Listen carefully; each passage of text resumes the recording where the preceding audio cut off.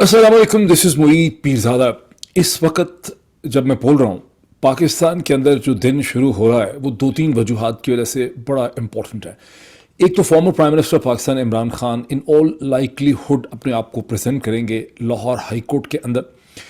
और बहुत बड़ा उनके साथ लग गया है कि बहुत बड़ी एक पॉलिटिकल गैदरिंग होगी, उनके साथ वर्कर्स होंगे, लीडर्स होंगे, बहुत ज़्यादा सिक्योरिटी होगी और उसकी ख़ास किस्म की इम्पोर्टेंस है।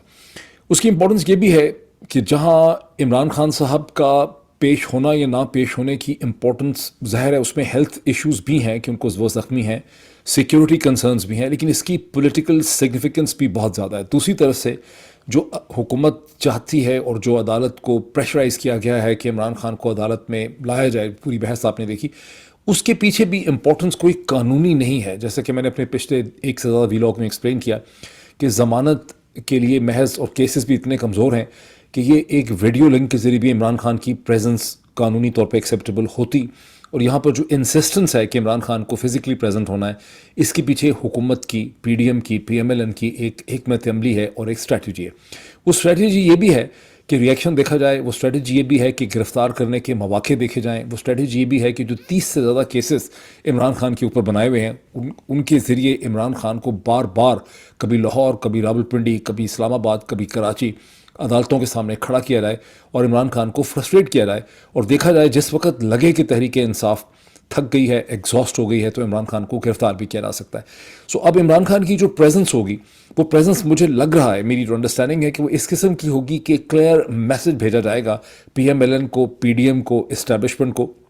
कि आप ज़्यादा एडवेंचरस या ज़्यादा एम्बिशियस होने की कोशिश ना करें। यहाँ मैं एक्सपेक्ट कर रहा हूँ कि लाहौर शहर में बहुत बड़ी तादाद में तहरीक इंसाफ के वर्कर्स, शहरी और लीडर्स जो हैं वो इमरान खान के साथ जाएंगे, और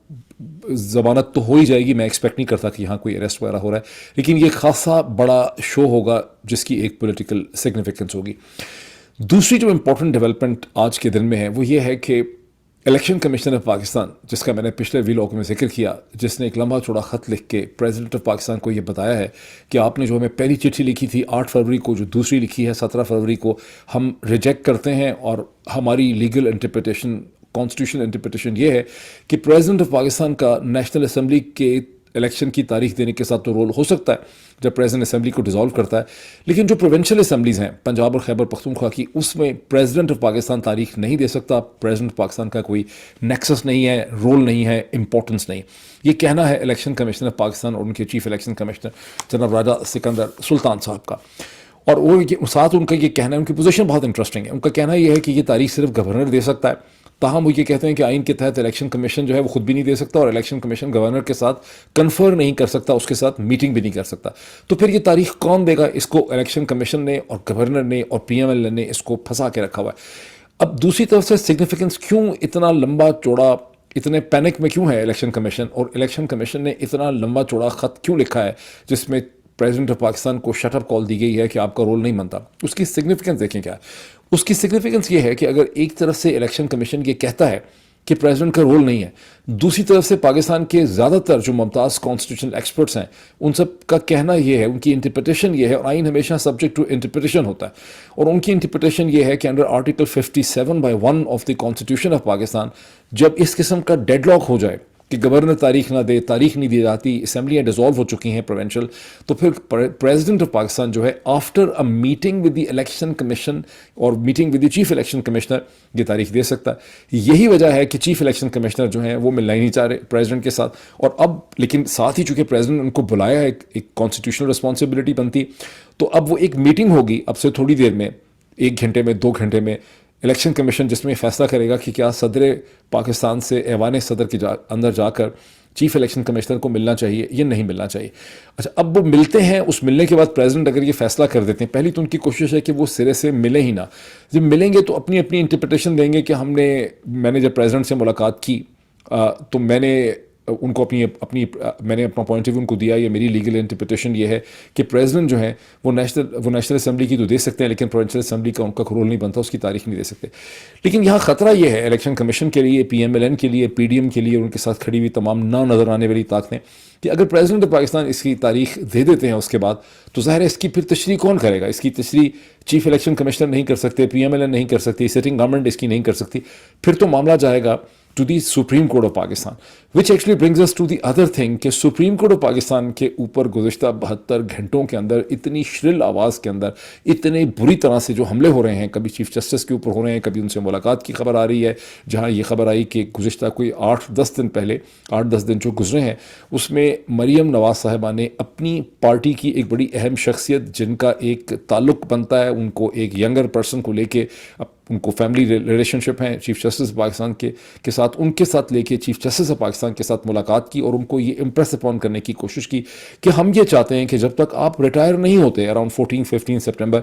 आप इलेक्शन की ये जो 90 दिन वाला केस है इसकी कोई तारीख आप ना दें। उस पर चीफ जस्टिस पाकिस्तान का क्या रद्द अमल है, वो खामोश रहे, उन्होंने सुन लिया, ये हमें ठीक तरह से नहीं पता। बहरहाल इस किस्म की एक मीटिंग ज़रूर हुई, जहाँ एक मीटिंग ये हुई है, साथ ही मरीम नवाज़ साहिबा ने ताबड़तोड़ हमले कर रही हैं, वो एक senior justice of the supreme court और ऑनरेबल जज साहब का नाम लेकर उनके ऊपर हमले किए जा रहे हैं। और रावलपिंडी में जो उन्होंने अपना वर्कर्स कन्वेंशन किया मरीम नवाज़ साहिबा ने, वहाँ बाकायदा उन्होंने उनका नाम लिया। अच्छा, ये भी बहुत इंटरेस्टिंग है कि मरीम नवाज़ और PMLN की जो लीडरशिप है उनके पास आर्मी के जनरल्स हों या सुप्रीम कोर्ट के सिटिंग जजेस हों, उनके नाम लेने की बड़ी आज़ादी है। अगर कोई और ऐसा करेगा तो उसके लिए एक अजाब बन जाएगा, ये तो बहुत बड़ा मसला बन जाएगा। अभी देखिए इसी तकरीर में जो वर्कर्स कन्वेंशन में उन्होंने जनरल फैज़ का दोबारा नाम लिया, और वो पहली दफ़ा नहीं लिया, वो 20 दफ़ा ले चुकी हैं। उस वक्त भी वो जनरल फैज़ का नाम लेती थी जब जनरल फैज़ सिटिंग डायरेक्टर जनरल इंटेलिजेंस थे, जब वो को कमांडर पेशार थे, जब वो आर्मी के अंदर थे। अब तो चले वो रिटायर हैं, लेकिन दूसरी तरफ से अगर जनरल बाजवा का कोई नाम ले लेता था तो अजाब आ जाता था, कोहराम मच जाता था, आइन की खिलाफ वर्जी हो जाती थी, आर्मी एक्ट की खिलाफ वर्जी हो जाती थी, सेडिशन हो जाता था, बगावत हो जाती थी। तो जो नॉर्मल पाकिस्तानी हैं, ये दूसरे सियासी जमातों के लोग हैं, जो मीडिया हैं, उनके लिए एक स्टैंडर्ड है, और मरीम नवाज़ साहिबा के लिए और शरीफ ख़ानदान के लिए पाकिस्तान के पूरे जो इंतज़ामी ढांचा है उसमें एक और स्टैंडर्ड है। पर अब ये समझ आती है the significance and the sense कि मरीम नवाज़ और पूरी PMLN जो है वो सुप्रीम कोर्ट के ऊपर हमले इसलिए कर रही है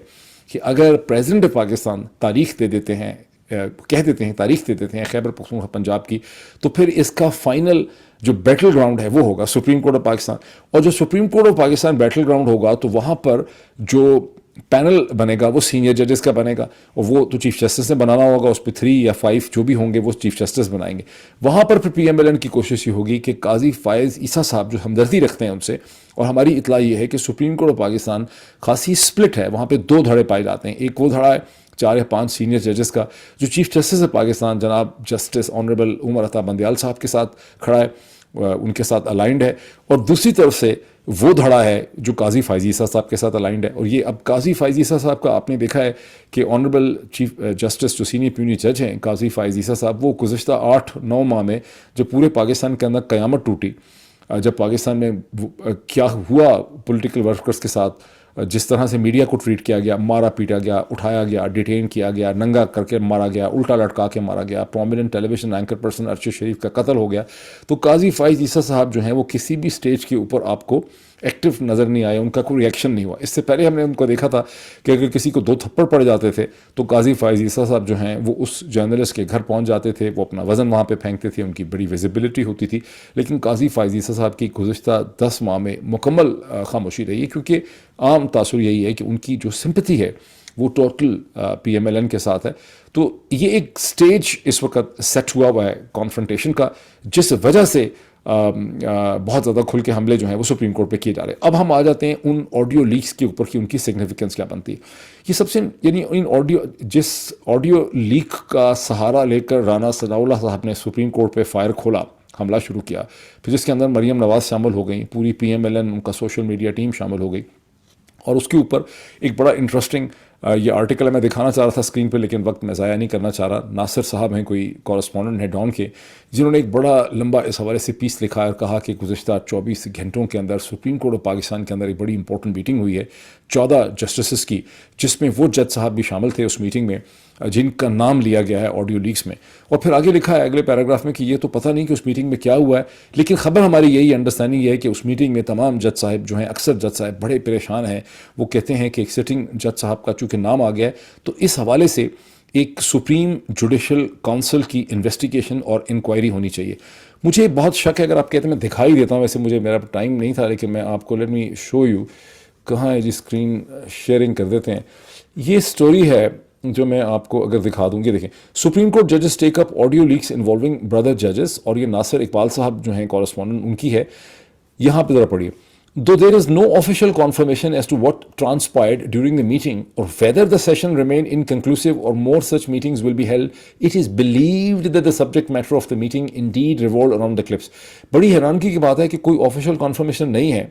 پتہ نہیں ہے کہ میٹنگ میں کیا ہوا, یہ بھی نہیں پتا کہ سیشن جو ہے وہ انکنکلوسیو تھا, کوئی اس میں سے فیصلہ ہوا, دوبارہ اس میں میٹنگز ہوں گی, کیا ہوگا. It is believed. میں حیران ہوں کہ ناصر اقبال صاحب اور ڈان جو ہے ان کے پاس ریزن آف بلیف کیا ہے کہ subject matter of the meeting indeed revolved around the clips. یہ بہت انٹرسٹنگ ان کی پوزیشن ہے. پھر نیچے پڑھیے. دی ججز meeting however was unanimous that at a time when political environment was highly charged and there was institutional polarity, such audio leaks have indeed hurt the respect and dignity of the top judiciary in the eyes of the people. Now this is a clear contradiction. یہاں پر فرمایا گیا ہے کہ though there is no official confirmation as to what transpired during the meeting or whether the session remained inconclusive or more such meetings will be held, یہاں پر ان کو completely پتا ہے کہ میٹنگ کے اندر جج صاحب کا کنسنسس تھا. میں آپ کی اسٹاپ شیئرنگ کرتا ہوں, پھر میں اس پہ تھوڑا سا تبصرہ کرنا چاہتا ہوں. یہ اس قسم کی سٹوری ہے ڈان کی جو ایک نیریٹو کو سیٹ کرنے کے لیے, اس کو سٹیج کرنے کے لیے, اس کو آگے بڑھانے کے لیے, کسی پولیٹیکل پوائنٹ آف ویو کو سپورٹ کرنے کے لیے ایسی سٹوری جو ہے لکھی جاتی ہے. اس سٹوری کے اندر جو وردی آنریبل ہمارے کورسپونڈنٹ ہیں ناصر اقبال صاحب, اور بڑا اخبار ہمارا انگریزی کا ڈان, اس نے ایک لائن جھوٹے منہ سے بھی یہ نہیں لکھی کہ یہ جو آڈیو کلپس ہیں, یہ آڈیو کلپس کی کوئی قانونی حیثیت نہیں ہے. اس میں سوال یہ, اور سپریم کورٹ آف پاکستان کی جب ججز کی میٹنگ ہوئی ہے تو کیا وہاں پر کسی بھی بردر جج نے, کسی آنریبل جج صاحب نے یہ سوال نہیں اٹھایا کہ آڈیو لیکس کیسے ہو رہی ہیں؟ ایک سٹنگ جج of the supreme court of Pakistan کی, کس نے یہ انسٹرومنٹ لگایا, کون سا فون کسی نے اٹیک کیا, کون اس کے لیے ریسپانسبل ہے, یہ کون سی ایجنسی ہے جو سپریم کورٹ آف پاکستان کے جج صاحبان کی فون جو ہے ان کی ٹیپنگ کر سکتی ہے؟ کیا یہ ایجنسی ISI ہے, کیا یہ ایجنسی IB ہے, کیا یہ کوئی اور تیسری ایسی ایجنسی ہے؟ بیکاز ہماری تو انڈرسٹینڈنگ یہ ہے, عمران خان صاحب نے جو اس کے اوپر پریس کانفرنس کی ہے, انہوں نے ڈاکٹر یاسمین راشد صاحبہ کے ساتھ اس کاز پہ تو نہیں کی, انہوں نے تھوڑے سے ڈفرینٹ ایشو پہ کی ہے, انہوں نے محمود ڈوگر صاحب کے حوالے سے جو CCPO لاہور ہیں, لیکن اس میں انہوں نے کہا کہ 3 ہی ایجنسیز ہیں پاکستان میں جو اس قسم کی وائر ٹیپنگ کر سکتی ہیں, ان کے پاس کیپیسٹی ہے, صلاحیت ہے. میرے حساب سے تو 2 ہیں, ایک ISI ہے, دوسری IB ہے, شاید تھرڈ ان کا مقصد MI کا ہوگا, مجھے نہیں پتا کہ یہ تیسری ایجنسی کون سی ہے جس کو یہ طاقت جو ہے وہ دی گئی ہے. میری انڈرسٹینڈنگ ہے کسی پولیس آرگنائزیشن کے پاس ایسی کیپیسٹی نہیں ہے, نہ ہی FIA کے پاس ایسی کیپیسٹی ہے, تو وہ تیسری ایجنسی کون سی ہے. بہرحال ڈان اخبار کی رپورٹ سے کہیں نہیں پتہ چلتا کہ کوئی بھی جج صاحب ایسے تھے جنہوں نے یہ سوال اٹھایا ہو کہ بھائی خدا نہ خواستہ, خدا را, یہ کون ہے جو سپریم کورٹ کے جج صاحبان کی وائر ٹیپنگ کرتا ہے, ڈسپائٹ دا فیکٹ کہ 1-2 سے زیادہ سپریم کورٹ پاکستان کے گزشتہ 25 برس میں کم از کم 2-3 ایسے بڑے اسٹرانگ ڈیسیشنز ہیں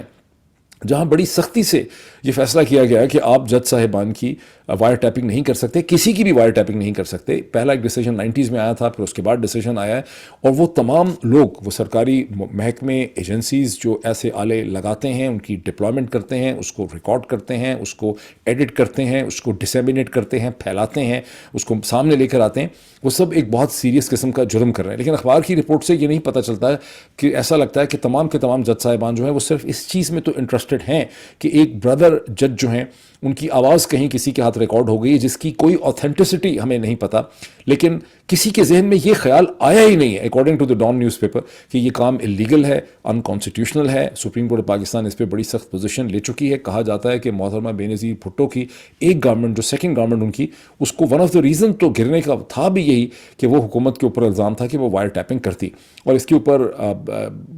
وہ چیف جسٹس آف پاکستان جناب جو نام نہیں آ رہا اس وقت میرے ذہن میں, جو بہت ہی سمپیتھیٹک رہے PMLN کے ساتھ, وہ انہوں نے اس حوالے سے بڑی اسٹرانگ پوزیشن لی تھی وائر ٹیپنگ کے حوالے سے. اور جب افتخار چودھری صاحب کا کیس چل رہا تھا سپریم جوڈیشل کاؤنسل میں, تو وہاں پر بھی ان کو شک ہوا جج صاحبان کو, کچھ ایسی ایویڈنس ان کے سامنے آئی تھی. میں بات کر رہا ہوں جون 2007 کی بات کر رہا ہوں کہ جج صاحبان کے کمروں میں, ان کے چیمبرز میں, ان کے آفیسز میں ایسے انسٹرومنٹس لگائے گئے تھے وائر ٹیپنگ کے لیے. تو اس پہ بڑی سخت اسے کہتے ہیں پوزیشن لی تھی. سپریم کورٹ نے کہا تھا کہ فوری طور پہ چیزیں ہٹائی جائیں, اور یہ ڈائریکٹ آرڈر جو ہے اس وقت کی حکومت کو دیا گیا تھا, کلیئر اشارہ اس کا ISI کی طرف تھا. تو یہ کون کر رہا ہے وائر ٹیپنگ؟ یہ تو ایشو نہ ڈان اٹھا رہا ہے اور نہ ڈان کے حساب سے جج صاحبان اٹھا رہے ہیں. پھر مجھے تھوڑی سی ہنسی اس پہ یہ بھی آئی کہ ڈان نے اس کو ایسے ڈسکرائب کیا ہے کہ جج صاحبان بڑے پریشان ہیں, بڑے ہیوملیٹڈ فیل کرتے ہیں, ان کو بڑی پریشانی ہے کہ اس طرح کا ایک آڈیو لیک آ گیا ہے, اس سے ان کی بڑی بےزتی ہوگی. میں حیران ہوں کہ اگر ڈان کی اس بات کو مان لیں تو کیا آنریبل جج صاحبان کو کبھی اس چیز پہ پریشانی ہوئی ہے کہ پاکستان کے شاید 90% سے زیادہ لوگ جو ہیں وہ یہ سمجھتے ہیں کہ ارشد شریف کا قتل پاکستان کے ریاستی اداروں نے کیا ہے اور سپریم کورٹ آف پاکستان اس حوالے سے خاموش بیٹھی ہوئی ہے, اس نے کچھ بھی نہیں کیا. سپریم کورٹ آف پاکستان نے پاکستان کے لوگوں کو, پاکستان کے میڈیا کو فیل کر دیا ہے. یا لوگ یہ بھی سوچتے ہیں کہ جب عدالتیں رات کو کھولیں سپریم کورٹ, جس کے نتیجے میں ایک چلتی حکومت کو گرا دیا گیا جو اکانومی کو مینیج کر رہی تھی, جس وقت پاکستان کا جو ڈیٹ ڈیفالٹ رسک تھا وہ 5% تھا اور اب وہ 100% سے زیادہ ہے, تو سپریم کورٹ آف پاکستان اور برادر ججز رسپانسبل ہیں پاکستان کی معیشت کو اور پاکستان کے کروڑوں لوگوں کی زندگی کو تباہ کرنے کے لیے. تو یہ بھی ایسی چیزیں ہیں جس پہ میں سمجھتا ہوں کہ چیف اگر واقعی ڈان کی خبریں اوتھینٹک ہیں تو پھر تو سپریم کورٹ کے جو جج صاحبان ہیں, آنریبل جج صاحبان ہیں, ان کو زیادہ پریشانی تو ان چیزوں کی ہونی چاہیے تھی. لیکن ڈان کی اسٹوری کو دیکھ کے ایسا لگتا ہے کہ ان کو صرف اور صرف اس چیز کی پریشانی ہے کہ ایک آڈیو لیک جو ہے ہو گیا. Clearly in my analysis and judgement Dawn کی یہ اسٹوری لکھوائی گئی ہے جس کا مقصد یہ ہے کہ آپ ایک سنسنی پیدا کریں اور آپ ایک نیریٹو شیپ کریں around the supreme court of Pakistan, اور ان چیزوں کو سمجھنے کی ضرورت ہے. یہی ڈاٹ کنیکٹنگ کی اسکل ہے کہ آپ اس کو دیکھیں. یہ اسٹوری جو ہے میں نے آپ کو دکھا دی ہے, اس کو دیکھیں. اب آ جاتے ہیں کہ تیسری جو ایک دوسری آڈیو لیک ہے اس کی کیا سگنیفیکنس ہے. یہ وہ آڈیو لیک ہے جو محمود ڈوگر جو ہیں, جو CCPO جن کو ریسٹور کیا ہے سپریم کورٹ آف پاکستان نے, ان کے حوالے سے یہ آڈیو لیک ہے جہاں پر ڈاکٹر یاسمین راشد کے ساتھ ان کی بات ہو رہی تھی. ڈاکٹر یاسمین راشد ان سے پوچھ رہی تھیں کہ آرڈر آپ کو مل گیا ہے کہ نہیں مل گیا, کہ ہم اب سکون کی نیند سو سکتے ہیں, ایٹسیٹرا ایٹسیٹرا. اس ساری آڈیو لیک کی سگنیفیکنس یہ ہے کہ محمود ڈوگر وہ GIT کو ہیڈ کرتے تھے ابھی بھی. اچھا, اب وہ GIT ہے جو اس وقت الیکٹڈ پنجاب گورنمنٹ نے بنائی تھی. اب ایک نئی GIT اس انٹرم گورنمنٹ نے بنا دی. پہلے تو انٹرم گورنمنٹ بنا نہیں سکتی تھی ایک GIT, بیکاز انٹرم گورنمنٹ تو آئی ہے, جو کیئر ٹیکر گورنمنٹ آئی ہے صرف الیکشن کروانے کے لیے آئی. لیکن کیئر ٹیکر گورنمنٹ نے پہلا کام یہ کیا, الیکشن تو کروائی نہیں, تاریخ تو دی نہیں کسی نے, لیکن پہلا کام یہ کیا کہ یہ GIT جو ہے اسے ختم کیا اور ایک نئی GIT کریٹ کی, جو میری لیگل جو لمیٹڈ سینس ہے اس میں جو GIT بنائی ہے چیف منسٹر کیئر ٹیکر نے, محسن نقوی صاحب نے, وہ غیر قانونی ہے. اس کی کوئی لیگل امپورٹنس نہیں بنتی بیکاز وہ کر ہی نہیں سکتے تھے یہ. لیکن اہمیت کیا ہے ان کے پوائنٹ آف ویو سے کیوں کرنا چاہ رہے ہیں؟ اس لیے کہ ڈوگر نے کورٹ کے سامنے یہ کہا تھا, محمود ڈوگر نے, کہ یہاں ایک کوآرڈینیٹڈ اٹیک تھا جس میں 3 گن مین تھے, جو لگتا بھی ہے تمام ایویڈنس سے, اور جس کی پولیٹیکل سینس بھی بنتی ہے. جس طرح سے عمران خان کو مارنے کی کوشش کی گئی, اور شاید پلان یہ بھی ہوتا کہ جو اٹیکر تھا محمد نوید بلد محمد بشیر, اس کو وہاں مار دیا جاتا. لیکن باقی اس کے بعد پھر اس کے بعد آپ کو پتہ ہے کتنا دباؤ آیا. GIT کے ممبران نے کہنا شروع کر دیا نہیں ہے صرف لون تھا, لون گن مین. یہ جو لون گن مین کی تھیری ہے, اس کی ساری سگنیفیکنس یہ ہے کہ جب آپ لون گن مین کے اوپر آ جاتے ہیں تو اس کے بعد یہ پورا نظام کہتا ہے کہ یہ کوئی پاگل آدمی تھا, اس کا کسی اور سے کوئی تعلق نہیں ہے, یہاں کوئی سازش نہیں ہے, اس کا دماغ خراب تھا, یہ اس لیے مارنے کے لیے آیا.